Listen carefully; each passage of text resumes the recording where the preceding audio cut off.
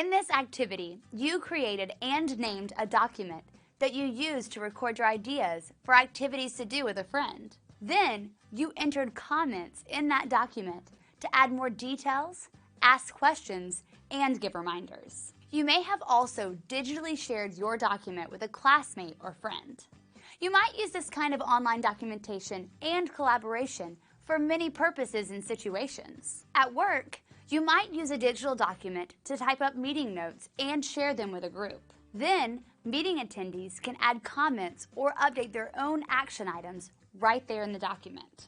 Multiple people can even work in the document at the same time. At school, you might make an outline for a paper or assignment in a digital document, then share it with an instructor for approval or feedback. You might start a document for a community group, sports team, or a club so that everyone can share their ideas and plan activities without having to go through a long chain of emails or texts.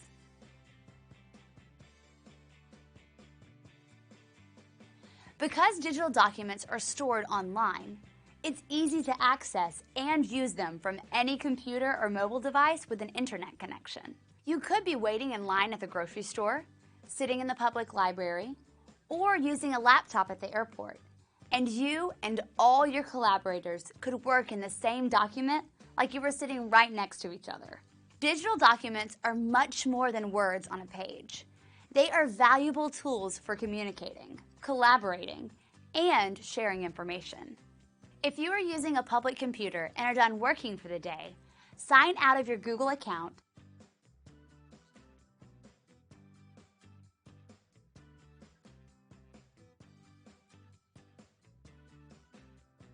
and close all browser tabs and windows, so no one else can access your account information.